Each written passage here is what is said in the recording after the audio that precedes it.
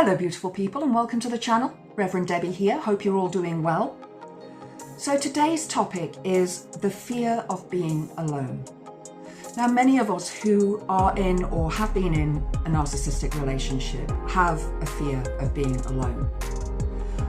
And when I have looked at this, and I've used myself as an example of this, and I'll go through that in a little more detail later, we believe that there is nobody else for us, that this is the person that we're supposed to be with. The reason we believe that is the trauma bond.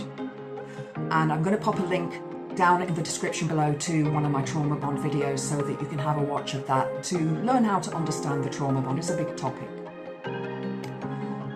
But that trauma bond creates this connection between yourself and the abusive person that you are constantly being drawn back to them because of their narcissistic traits, the gaslighting that they perform on you, the love bombing that they perform on you. And then they will go through the discard phase where they want to get rid of you, and then they will come back to the love bombing phase again. They'll go through the hoovering and the love bombing phase again.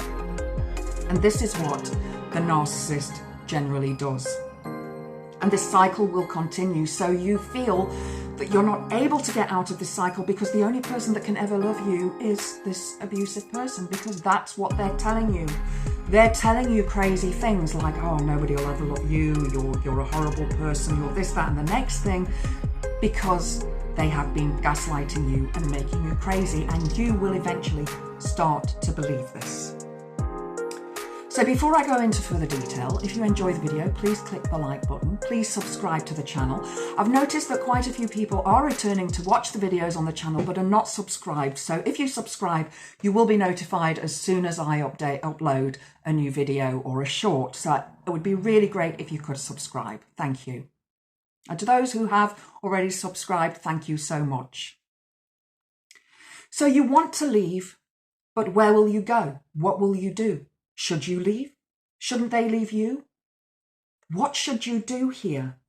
And this fear of being alone in the future, perhaps never meeting anybody else, perhaps thinking that you are not worthy of being with anybody else because this is what the narcissist has told you, when you need to realize that you are worthy, and you're more worthy of somebody else than you are of the narcissist because they're just plain horrible. Perhaps you believe in the sanctity of marriage or handfasting, or you are engaged. Whatever it is that you feel that this is a belief that you have, you should stay here. But if you're not happy, why should you stay there? Our mothers in previous generations did, the silent generation. They kept their mouths shut. They did what their husbands asked them to do, and they carried on with it. But we in the modern generation are realizing that we don't have to do that anymore, that we are not subservient to a man or a partner, that we are our own autonomous being, and you can be and do whatever you want to be and do.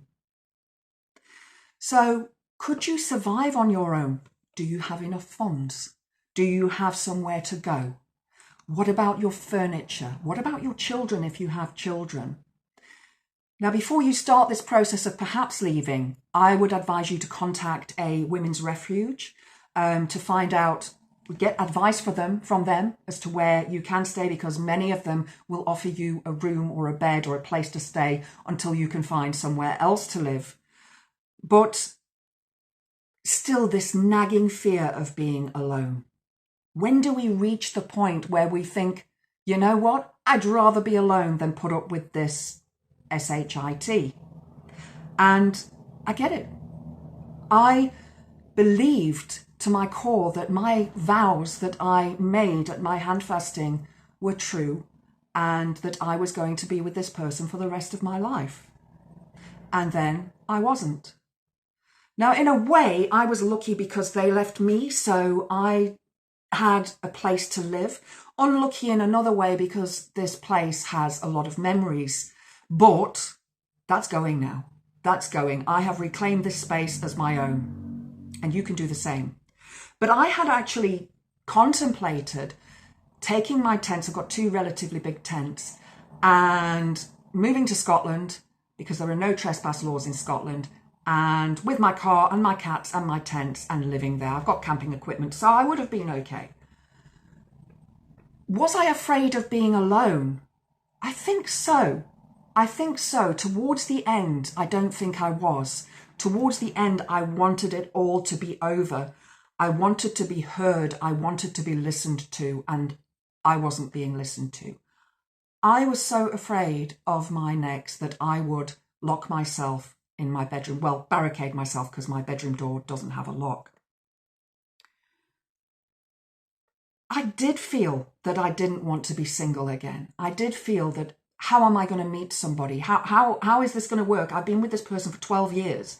You know, I'm 54. How do you go about dating when you're in your 50s? Do you really want to go through dating in your 50s? And that's something for a different topic, but for a different day, because I've got a whole section on dating in the modern age. But you believed this person was your soulmate. You believed that you were going to be with them forever. And now you have to leave, or they've left you. And you have a fear.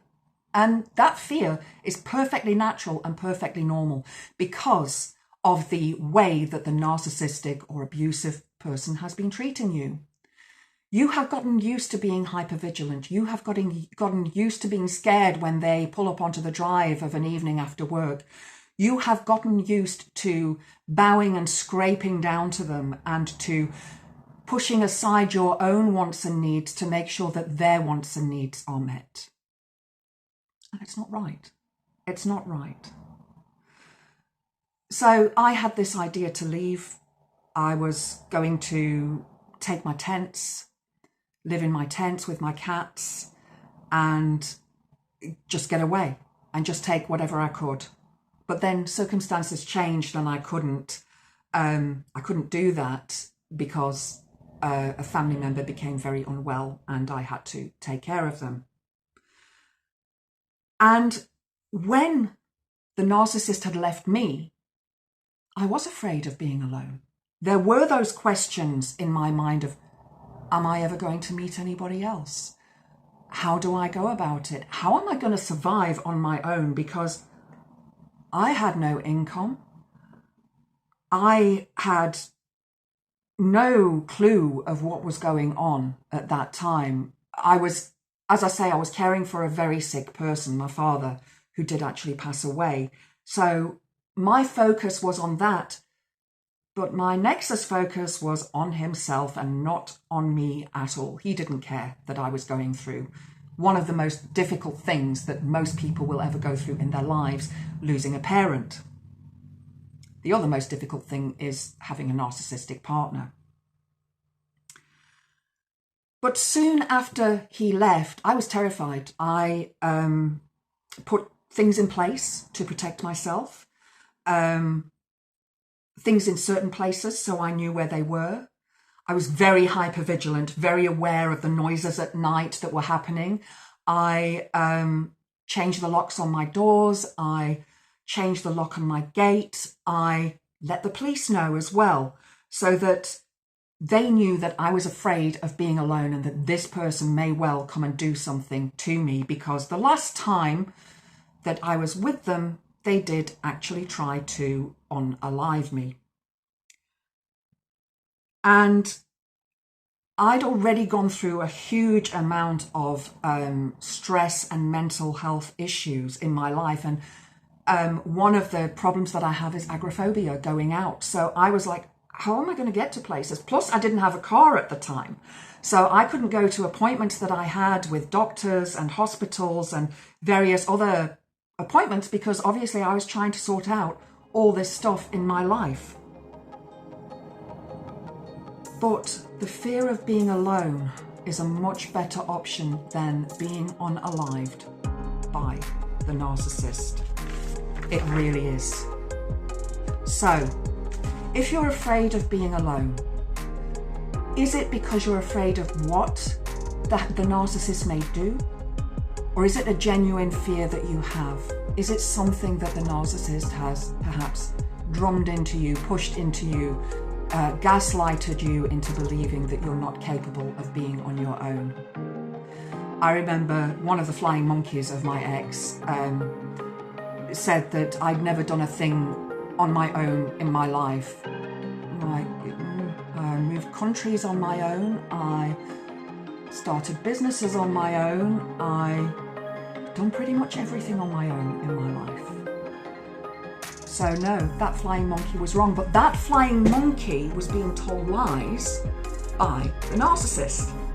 So you have to remember that no matter what the narcissist tells their friends, their family, you know it's not true. You know who you really are. Don't be afraid of being alone, because a year down the line, you're going to be so much happier that you are. So much happier that you are not being gaslighted, you're not being abused, whether physically, mentally, emotionally, or sexually, that you are living the life you want to for yourself. Hope this helps. If you enjoyed the video, please click the like button. Please subscribe to the channel. I hope to see you next time. Blessed be.